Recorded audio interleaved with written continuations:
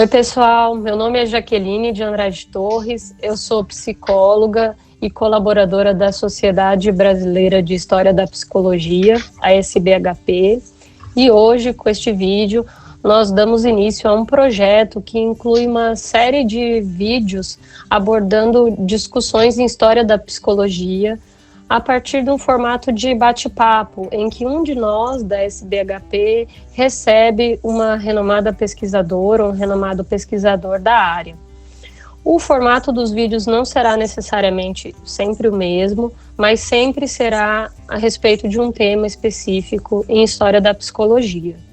Para esse primeiro vídeo, como estamos no mês de agosto, em que a comemoração do Dia da Psicóloga e do Psicólogo, nós achamos apropriado trazer esse tema para a discussão, sobre a regulamentação da psicologia como profissão no Brasil. Então, o marco referencial para a gente discutir esse tema é a aprovação e a sanção sanção e regulamentação da Lei 4.119, de 27 de agosto de 1962, que além de regulamentar a nossa profissão, as atribuições, as funções do profissional, também dispôs sobre os cursos para formação na área. Para a gente conversar sobre esses assuntos, nós convidamos a professora doutora Ana Maria Jacó Vilela, que é professora e pesquisadora na Universidade do Estado do Rio de Janeiro, em que ela é diretora do Instituto de Psicologia e coordena um muito conhecido e importante laboratório de pesquisa em História da Psicologia, o Laboratório História e Memória da Psicologia, ou CLIO-Psique. A professora doutora Ana Jacó, como a gente carinhosamente a chama, já exerceu diversos cargos de liderança em importantes associações de psicologia, como a Associação Nacional de Pesquisa e Pós-Graduação em Psicologia, a ANPEP, a Associação Brasileira de Psicologia Social, a ABRAPSO, e a Rede Ibero-Americana de Pesquisadores em História da Psicologia. Oi, professora, muito obrigada por aceitar o nosso convite. É um imenso prazer que esse primeiro vídeo esteja sendo com a senhora. Muito bem-vinda. Oi, Jaqueline, é muito bom estar aqui, é uma honra imensa a SBHP ter me escolhido para esse primeiro vídeo. Fico muito feliz de estar aqui com você, com todo mundo. Obrigada, professora.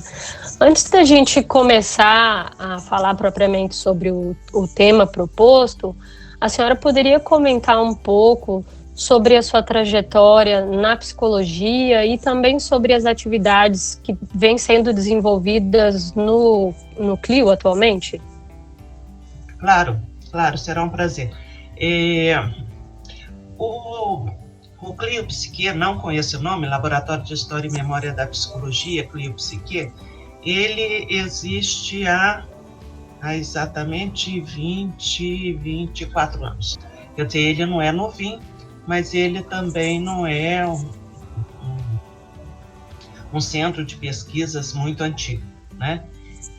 Mas ele acompanha, basicamente, a profissionalização da história da psicologia no Brasil. É a partir da década de 1990, que nós começamos a ter pessoas que se interessam e pesquisam a história da psicologia como profissão. Isso é a coisa mais importante que a pessoa faz, né? História da psicologia não é um penduricalho, mas é o centro da atividade profissional dessas pessoas. Isso é muito interessante porque, por exemplo, na América Latina, isso só existe no Brasil e na Argentina. Nos outros países, a gente tem pessoas interessadas em história da psicologia, mas cuja área predominante é, por exemplo, a psicologia educativa, a psicologia social, a intervenção psicossocial, né? Até por conta da constituição das universidades e dos centros de pesquisa nesses lugares em que não há valorização da história da psicologia. Então, no CLIO, a gente já fez um número muito grande de pesquisas, tanto as pesquisas próprias minhas, como pesquisas dos meus orientandos, de mestrado, doutorado, pós-doc, né? Atualmente, A minha pesquisa atualmente é sobre a psicologia que existiu no Hospício Nacional de Alienados. O Hospício Nacional de Alienados é a primeira instituição psiquiátrica, o primeiro hospício do Brasil, né? Foi criado no Império, tinha o nome de Pedro II, Hospício de Pedro II. E quando o Império virou República, né, mudaram o nome para o Hospício Nacional de Alienados. Aí virou hospício, depois Hospital Nacional, enfim. Mas uma coisa que a gente descobriu por acaso, aquelas coisas de pesquisa, também o acaso ajuda, né? A gente descobriu que, na mesma época que a historiografia da psicologia diz que a psicologia estava se constituindo mesmo como um saber autônomo via o uso dos testes psicológicos pelos educadores, né? A gente descobriu que os médicos faziam uso de testes psicológicos, né? No Hospício Nacional de Alienados. Então, a nossa pesquisa é isso. Que testes eles usavam, né? Que livros, que literatura de psicologia eles usavam, né? Então, é basicamente isso que é a minha pesquisa. Agora, o Leandro, por exemplo, está pesquisando o embate entre diferentes correntes com relação à resolução 001/99 do Conselho Federal de Psicologia, que é a resolução que considera que a homossexualidade não é doença. Então, o psicólogo não pode tratá-la como doença. O André está pesquisando uma instituição de acolhida, mas também instituição psiquiátrica, mas também hospital, uma instituição muito mesclada de várias coisas, aqui no Rio de Janeiro, chamada Casa do Índio, criada na ditadura militar e que existe até hoje com esse papel de acolher índios, né, em diferentes situações de deficiência, né? O Zé está pesquisando um importante personagem da psicologia social no Brasil, que é o Celso Pereira de Sá, que foi nosso colega, uma pessoa que eu tinha uma relação muito próxima. Fico muito feliz do Zé Felipe estar fazendo esse trabalho. A Maria Cláudia pesquisa as mulheres na Inquisição brasileira, né? A perseguição às feiticeiras como uma parte do imaginário com relação à mulher, né? E o Gilberto pesquisa o envolvimento de psicólogos e estudantes de psicologia na resistência à ditadura militar. Eu acho que eu não esqueci de ninguém. Se eu esqueci de alguém, eu vou apanhar. Por que eu comecei a falar os nomes das pessoas? Devia só ter falado genericamente. Então, essas são as pesquisas atuais, tá? Obrigada, professora.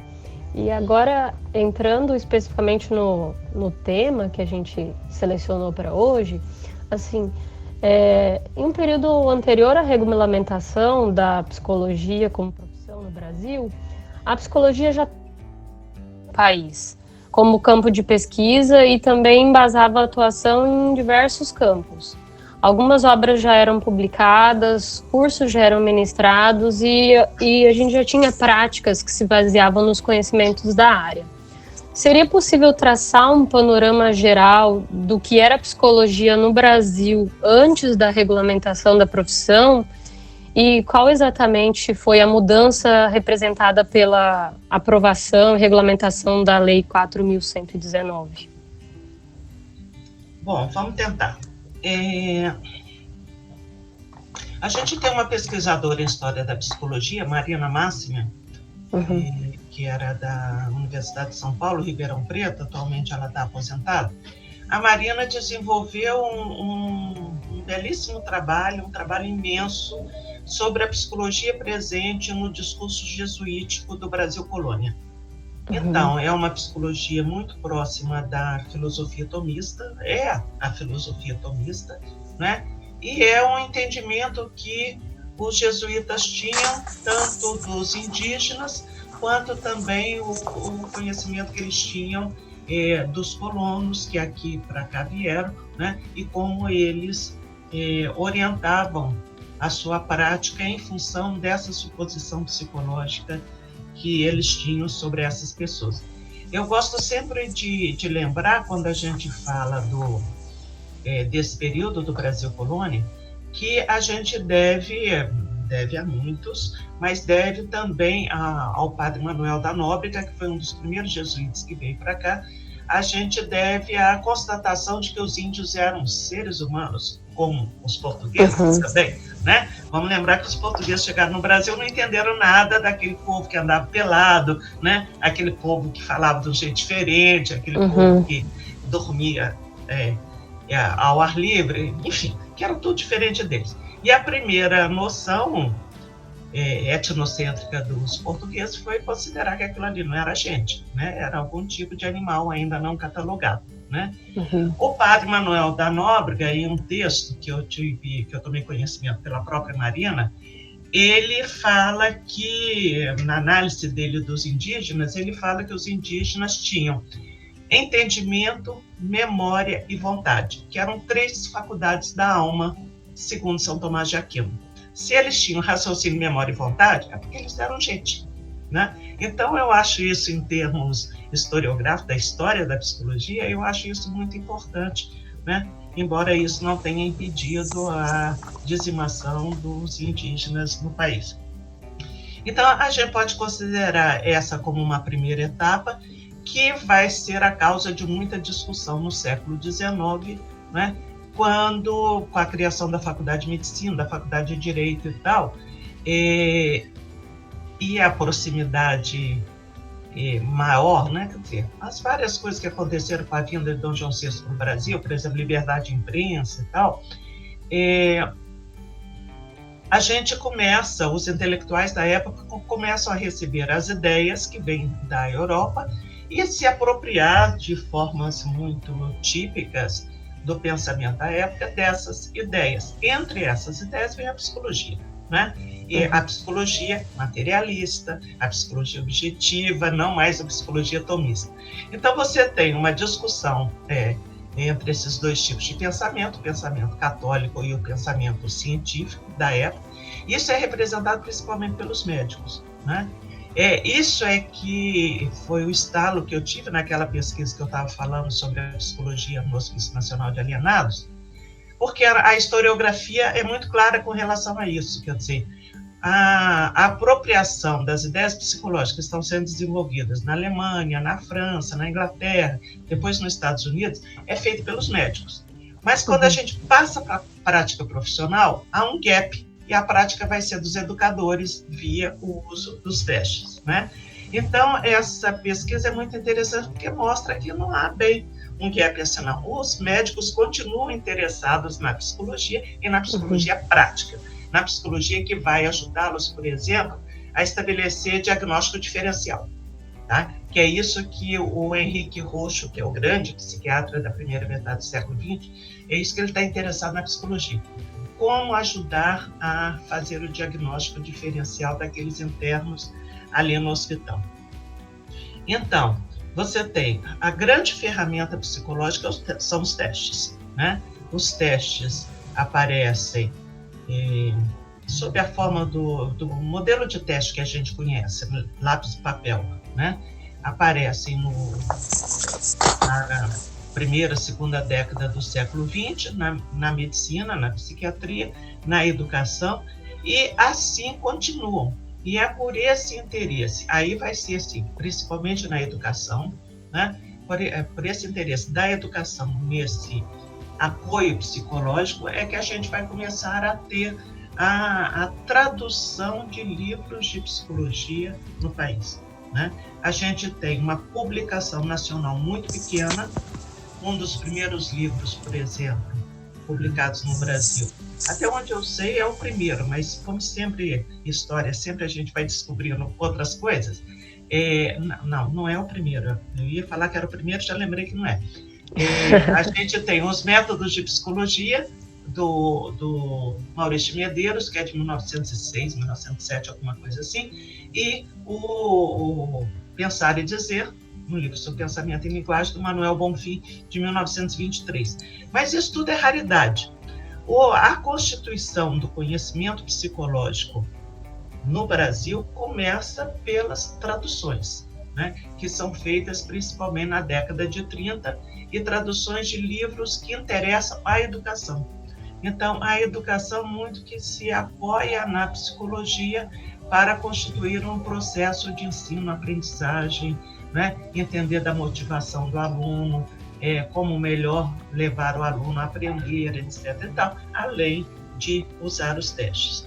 E aí, isso é mais ou menos década de 30, década de 40, a gente começa a ter, década de 30, década de 40, utilização de testes em outro ambiente, o ambiente do trabalho, né? Uhum. E aí também, quem são os personagens? São engenheiros, por exemplo, né?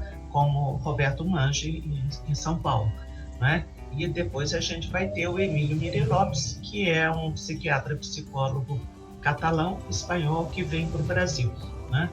E aí, na década de 50, a gente tem, eu diria que na década de 50 que a gente começa a ter uma abordagem mais clínica, né? Uhum. A gente tem, por exemplo, a inserção de psicólogo no manicômio judiciário, né? Isso eu acho sempre muito engraçado, sabe, Jaqueline, quando eu escuto as pessoas falando que psicologia jurídica é uma área nova na psicologia. Né? Mas você tinha, na década de 50, já tinha um tipo de psicologia jurídica que era a perícia, né? Que psicólogos estão fazendo até hoje. Tem uma série de discussões, mas se faz perícia até hoje, né? E a gente começa a ter também criação de clínicas de orientação infantil vinculadas a escolas. E algumas dessas clínicas a gente começa a ter também atendimento. Na época não se chamava de atendimento psicoterápico, não poderia ser considerado psicoterapia, eles chamavam de aconselhamento. Eu acho que é algo parecido com o que hoje em dia a gente chama de acolhimento. Não é uma psicoterapia, né? Mas é acolher aquele que está num processo qualquer de sofrimento psíquico e ajudá-lo a superar essa fase de uma forma normalmente curta, rápida, né? É só aquele momento mesmo. Então, eu acho que esses são os grandes pontos de apropriação do conhecimento, né? E de prática profissional do psicólogo, não do psicólogo, porque não existia o personagem, né? Mas das pessoas que tinham interesse na psicologia antes da regulamentação da profissão. Essas pessoas eram chamadas de psicologistas ou de psicotécnicos. São os nossos antepassados. O professor... tá bom. Professor, aí, ainda falando ali da década de 50, assim, antes da regulamentação, foi quando surgiu o primeiro curso de psicologia no país, né? Mesmo antes da regulamentação. E tinha muito envolvimento de instituições católicas. A partir desse pensamento, desses dados, como é que a gente poderia situar o interesse religioso no conhecimento e na formação da psicologia nesse período? E também pensando na questão do ensino no ambiente universitário, teve alguma mudança significativa em nível de conteúdo que era lecionado para atender alguma nova demanda de uma prática que agora era regulamentada? Então, assim, não sei se eu misturei duas coisas e ficou um pouco confuso, mas é que o tema seria mais a ver com a questão do ensino mesmo. Olha só, o ensino de psicologia começa nas faculdades de filosofia. Então, vai começar lá na década de 30, mais ou menos, principalmente quando são criados os cursos de educação, né? Que demanda muita psicologia. Os cursos de educação demandam muita psicologia, né? Até hoje muito do que existe nos cursos de pedagogia, que é como a gente chama, são muitas disciplinas de conteúdo de psicologia, né? Começa ali, né? O que vai acontecer no final dos anos 40, no começo dos anos 50, é que a gente começa a ter uma série de cursos, cursos pequenos, cursos que hoje a gente chama de curso de extensão, né? Cursos de carga horária pequena, ou cursos de especialização maiores, né? Voltados para a formação de psicologistas. Entendi. Tá? Aqui no Rio, por exemplo, a gente tem no ISOP, que era, o diretor era o Emílio Mire Lopes, que eu falei agora mesmo, né? O ISOP, ele atraía um número imenso de gente, principalmente mulheres, tá? Para fazer milhões de cursos que o ISOP dava. Então, o ISOP dava cursos que a gente chamaria de especialização, por exemplo, tem um curso que ficou muito famoso, do próprio Mire Lopes, chamado Psicoterapia Menor. Então, esse era um curso mais longo, o Mira tinha auxiliares nesse curso, etc. Mas tinha muitos cursos pequenos, por exemplo, sobre aplicação do Rorschach, aplicação do PMK, como fazer análise profissiográfica, como fazer orientação vocacional. E, ao que tudo consta, por todos os relatórios que a gente já leu, esses cursos tinham uma procura muito grande mesmo, né? As pessoas faziam vários desses cursos. As pessoas estavam se formando em psicologia, né? Acumulando esses cursos. Além disso, em São Paulo, que eu acho que são as duas experiências mais marcantes, em São Paulo, a Madre Cristina, que é um personagem, uma pena que seja pouco conhecida na psicologia. Madre Cristina foi um personagem fantástico. Vou aproveitar para divulgar. No YouTube do Clio tem um vídeo feito pelo Conselho Federal de Psicologia sobre ela. Eu recomendo ver esse vídeo porque, primeiro, o vídeo é muito bem feito e, segundo, a trajetória da Madre Cristina é absolutamente fantástica. Então, nesse vídeo, ela fala, no Instituto Sede Sapienza, em São Paulo, havia um curso de especialização em psicologia, certo? O que ela fazia? Aparecia alguém de fora, vinha passar uma temporada no Brasil, ela catava a pessoa para dar aula no curso de especialização, tá? Mantinha o mesmo nome da matéria, ela fala no vídeo, para o MEC não criar caso, alguma coisa assim. Mantinha o mesmo nome, mas o conteúdo era completamente diferente. E as alunas se matriculavam de novo no curso, para fazer aquela coisa de novo, né? Para fazer aquela novidade que o curso apresentava. Ou seja, ela estava fazendo. O que vai ser a diferença com o curso de 1953, criado pela PUC do Rio, né? É que aí tem o nome de curso de graduação. É um curso de graduação que vai ter a duração de 3 anos, né? E é para formar psicólogos. Tá? Então, isso é que faz a grande diferença, porque aí é com esse objetivo mesmo. A primeira turma é cheia de gente que já tinha um curso superior, tá? Então eram pessoas interessadas em psicologia, provavelmente aqui no Rio já estavam fazendo cursos no ISOP, mas aí vem a oportunidade de uma formação mais sistematizada, né? Talvez a gente possa dizer assim, né? E, enfim, depois o curso passa para ser 5 anos, o curso adquire outras características e tal. E o que você falou? Até a regulamentação da profissão, nós temos a criação de 5 cursos de psicologia no Brasil. Tá? Esses 5, 4 são em universidades católicas. É o da PUC aqui do Rio, da PUC do Rio Grande do Sul, que é o segundo, da Universidade Católica de Minas, hoje em dia é PUC Minas, na época não era PUC, e da Universidade Católica de Pernambuco, tá? Esses são os 4 primeiros cursos. O quinto é da USP, tá? Então, são 5 primeiros cursos, 4 em universidades católicas. Por quê? Eu acho que, por um lado, por uma coisa muito pragmática. É muito mais fácil você criar um curso numa instituição particular do que numa instituição pública. Isso é verdade hoje em dia, e imagina naquela época, que eu imagino que a burocracia devia ser maior que a de hoje em dia. Por outro lado, isso mostra o interesse dos católicos naquela área que é borderline com a religião, né? Porque é a área que vai cuidar das faculdades da alma, né? E vai cuidar das faculdades da alma que agora não são mais da alma, são da mente, são do cérebro, são da personalidade, são da subjetividade, o que tem. Eu acho que, considerando principalmente a história da PUC aqui do Rio, que foi criada com o intuito de formar intelectuais católicos que pudessem levar a mensagem católica para a vida cotidiana, eu acho que isso é bem provável de ter acontecido. Porque não pode ser à toa, né? Que foram 4 de 5 universidades católicas que criaram esse curso.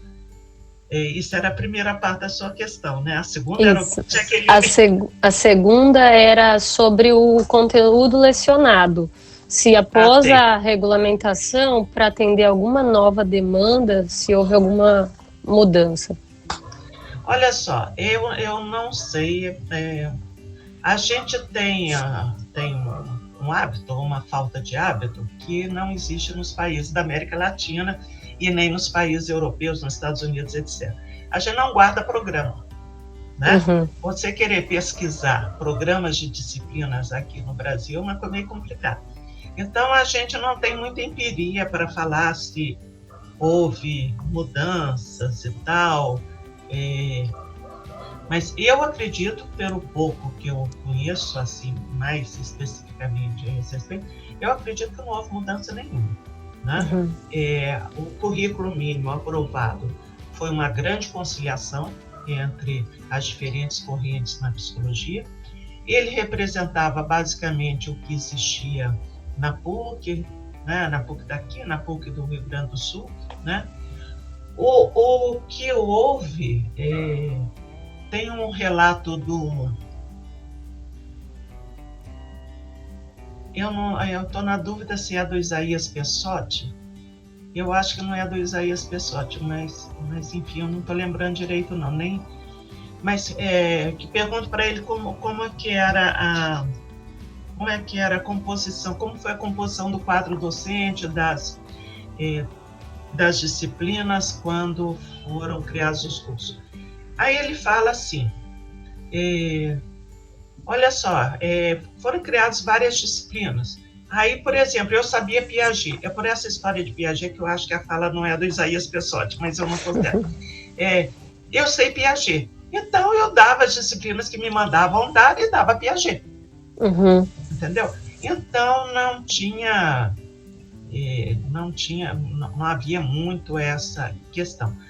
Quando a gente encontra uma preocupação muito grande com o currículo, a necessidade de mudar o currículo, adequar o currículo da formação à realidade brasileira, que era a expressão que se usava na época, é na década de 80.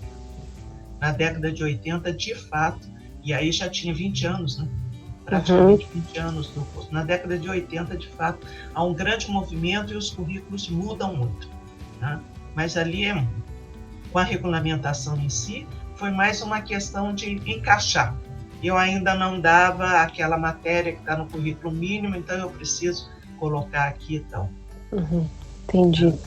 E ali durante o período de regulamentação da profissão, professora, o país estava numa severa instabilidade política, né? Tanto que depois de 2 anos culminou no golpe militar. Que tipo de influência esse contexto político exercia sobre os primeiros anos da profissão regulamentada? A gente tem conhecimento desse período? Olha só, eu vivi uma parte desse período. Eu comecei... Eu não sou da sua idade. Eu comecei o curso de graduação em 1968. Terminei em 72. Tá? Então... O que eu posso dizer, sem ter um estudo específico a respeito? Eu acho que o que acontecia na psicologia, acontecia na universidade como um todo. Acontecia na intelectualidade, na cultura como um todo. Uma opressão muito grande, a partir de 68, que foi exatamente quando eu entrei. né? Eu lembro que eu comecei o curso em março, semana seguinte estava em greve, fiquei 2 meses sem aula, etc e tal, aí no final do ano vai ter prova, não vai ter prova e tal, e depois eu conto uma história a esse respeito. Então, eu acho que até 68, 64, 68, ainda havia alguma efervescência, alguma busca de aprimoramento, de para que o que vamos fazer, como vamos fazer e tal. A partir de 68, eu entendo que deve ter sido muito medo e muito cuidado com o que fala, com o que faz, etc. E tal. Não que exatamente eu tenha notado isso na época, tá? Porque também você se aliena ali dentro daquele contexto. Mas vou dar um exemplo para você. Eu tinha um colega de turma e na minha época, eu estudei em Belo Horizonte, eu me formei na UFMG. Na minha época, praticamente todo mundo era do interior. Então, a gente ia para Belo Horizonte para estudar e tal. E aí não tinha pesquisa, não tinha nada disso, então chegava férias, a gente ia para casa, voltava e tal, né? Eu tinha um colega, Idalísio, que quando a gente estava no terceiro ano, né? Porque era ano, né? Era regime seriado, não era crédito. Quando a gente estava no terceiro ano, ele não voltou de férias, ele não apareceu. Tá? Então, sei lá, não apareceu, né? Não apareceu e tal, desistiu de estudar, resolveu ficar no interior e tal. Em 1975, eu já morava aqui no Rio, tá? Eu passei por uma banca de jornal e vi um livrinho chamado A Guerrilha do Araguaia. Guerrilha do Araguaia era uma coisa que a gente escutava falar, ninguém sabia direito, tá? Você tomava muito cuidado com que pessoas você falava. Era uma coisa do PCdoB que acontecia lá no Pará, tinha que falar baixinho porque era perigoso. Só de você saber a existência da Guerrilha do Araguaia já era uma coisa perigosa. Em 75 a gente já estava no governo Geisel, então era tal, como é que era o nome? De extensão lenta e gradual. Então, algumas coisas já eram possíveis. Aí eu comprei o tal livrinho, vou entender a Guerrilha do Araguaia. Quando eu começo a ler, vem a relação dos mortos na Guerrilha do Araguaia. Um dos mortos era o Idalísio. Nossa. O Idalísio morreu em 1970. Entendeu? Ele ficou pouquíssimo tempo na guerrilha, num instantinho ele foi assassinado. Tá? Então, eu estou contando essa história para mostrar o nível de desconhecimento que a gente tinha do que acontecia, não é? É lógico que um ou outro colega sabia que o Idalísio tinha ido para a guerrilha, mas isso não podia ser comentado, tá? Isso não podia ser comentado e outras coisas também não podiam ser comentadas, né? Então, eu acho que teve esse efeito da falta de discussão, tá? Da falta de discussão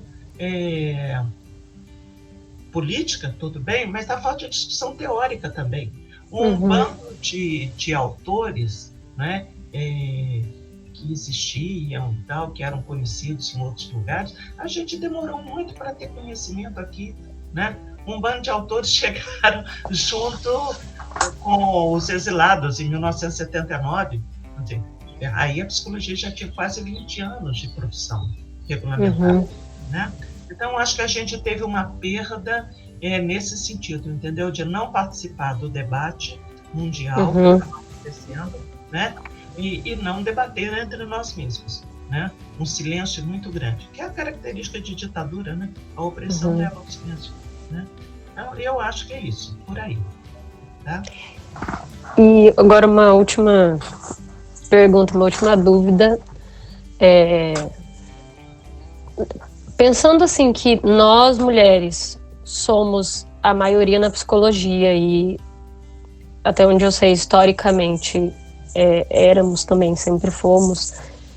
Qual que é o seu entendimento da participação das mulheres, tanto no processo de regulamentação da profissão no Brasil e na trajetória até os dias atuais, em que nós somos maioria e nós temos menor empregabilidade em relação aos homens, nós ocupamos menos os espaços de poder, de decisão, e nosso rendimento por hora é menor. Pelo material que eu li, os homens, a gente até ganharia mais por mês, mas nós trabalhamos muito mais. Eu não sei se o entendimento da senhora é o mesmo, assim, a gente queria saber qual que é a sua opinião, sua percepção. Olha só, a psicologia é uma profissão do cuidado, né? Como o serviço social, como a educação, né? Como a medicina, né? E é muito interessante, triste ver como as profissões de cuidado são desvalorizadas, né? E a gente pode prestar atenção, inclusive, numa desvalorização mais recente da medicina, que eu atribuo muito ao fato de a gente começar a ter mais médicas do que médicos. Né? A busca pelo curso de medicina está tendo uma presença maior de mulheres do que de homens, né? Então, dentro de uma sociedade patriarcal como a que a gente vive, né, as mulheres ficam em segundo plano, né? É muito difícil a mulher se sobressair de alguma maneira e tal. Por tudo que eu já vi na história da psicologia no Brasil, desde pelo menos os anos 30, porque eu acho que na primeira fase, lá no século XIX, comecinho do século XX, que a coisa ainda está muito no nível médico, tá? Aí a maioria é homem, a maioria dos interessados em psicologia, quer dizer, praticamente todos os interessados em psicologia são homens, né? Na medida em que começa a haver o interesse de outras áreas, como da educação, você começa a ter mais mulheres. Porque, vamos lembrar, a educação, ou ser professora primária, foi o primeiro trabalho fora do lar permitido às mulheres de classe média e classe alta, né? Que era um trabalho de meio horário, meio período, ela poderia cuidar da casa no outro período, então ela estava fora do lar, exercia sua cidadania, seus direitos civis, né? Mas ela podia continuar cuidando de casa, cuidando do marido e dos filhos. Então, à medida que a educação e depois o serviço social, enfim, que vai havendo um interesse mais amplo em psicologia, a gente vai vendo que o número de mulheres é maior, né? O número de mulheres nas instituições que trabalham com psicologia, por exemplo, numa instituição importante aqui do Rio, o Centro de Orientação Infanto-Juvenil, COGE, tá? Esse centro é clínica, viu? Não é centro, não, Clínica de Orientação Infanto-Juvenil. O COGE foi tão importante nos anos 40, 50, 60, tá? Que a instituição que o sucedeu conservou a sigla COGE. A instituição se chama Instituto de Medicina Psicossomática. A sigla é COGE. Tá? E o COGE foi uma marca muito grande, né? O COGE só tinha mulher, tá? Quer dizer, tinha um psiquiatra que era homem, tá? O resto era mulher, tá? No ISOP, você vê as fotos do ISOP nos anos 40, anos 50, a quase totalidade é mulher. Agora, quem chefia? O homem, né? Como você apontou, né? Eu tenho a convicção de que foi a partir das mulheres, desse bando de mulher que fazia os cursos, que queria exercer essa profissão, que elas não sabiam bem o que era, né?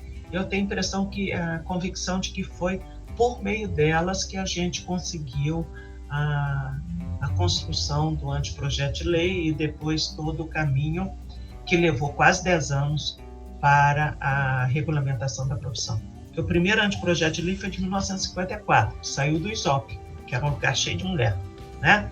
E a regulamentação só foi em 62. Quer dizer, o projeto do ISOP tinha uma série de problemas, mas ele foi o disparador, sem sombra de dúvida, ele foi o disparador. E aí, o outro anteprojeto veio depois do ISOP, veio de São Paulo, né? Da Sociedade Paulista de Psicologia. Também quase que só mulheres, né? Agora, isso eu estou falando das pessoas que ocupavam instituições, mas tinha aquele bando de mulheres que circulava volta, né?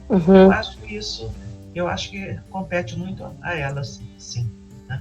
Eu participei, isso é só um comentário. Já tem talvez uns 10 anos, me convidaram para uma atividade, um congresso de psicopedagogia. Tá? Eu fui na abertura e aí era só mulher, só tinha mulher. E estavam no processo de regulamentar a profissão de pedagogo, de psicopedagogo. Né?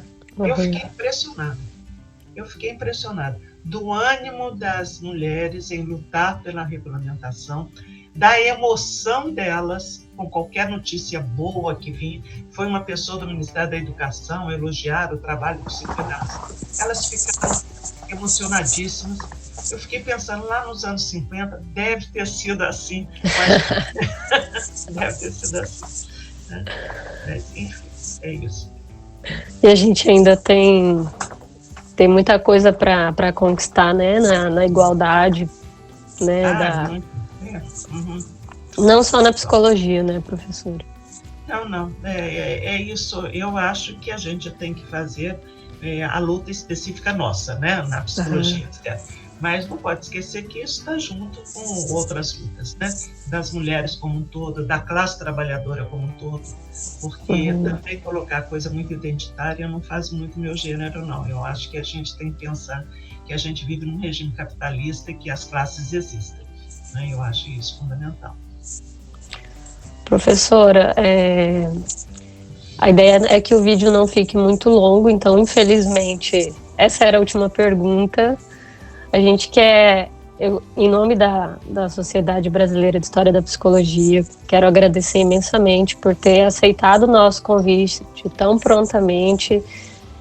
Foi muito gostoso esse bate-papo com a senhora, fica aquela sensação de quero mais, de estender o vídeo. Mas, assim, muito obrigada. E quero aproveitar esse finalzinho para a gente falar do 14º Encontro Clio Psique, que esse ano vai acontecer junto com o 4º Congresso Brasileiro de História da Psicologia, em parceria com a Sociedade Brasileira de História da Psicologia. Por ocasião da pandemia, vai acontecer online nos dias 5 e 6 de novembro. Tem a participação de convidados nacionais e internacionais, certo? A submissão dos trabalhos vai até o dia 31 de agosto, então ainda está aberto. E fazendo a inscrição, os participantes também podem se associar à SBHP. Então, na descrição do vídeo, a gente vai deixar link para informações do evento. Também podemos colocar o link para aquele vídeo que a senhora mencionou. Ótimo. Sobre ótimo. Como é que é o nome dela mesmo? Madre Cristina. A Madre Cristina. E também vamos deixar links para contato e endereço das redes sociais, tanto da Sociedade Brasileira de História da Psicologia, quanto do Clio Psique. Queremos, mais uma vez, agradecer pela participação da senhora, pela disponibilidade, e estender aqui a todo mundo que está assistindo, agradecer pela audiência e pedir para que as pessoas que estão assistindo fiquem à vontade para usar a seção de comentários, para deixar sugestões, enfim. E que se inscrevam no nosso canal, tanto aqui na SBHP quanto no do Clio, e ativa o sininho para receber as notificações de vídeos novos. Até mais, gente. Até o próximo vídeo. Obrigada, professora. Tudo de bom para a senhora. Obrigada a você. Obrigada à Sociedade Brasileira de História da Psicologia pelo convite.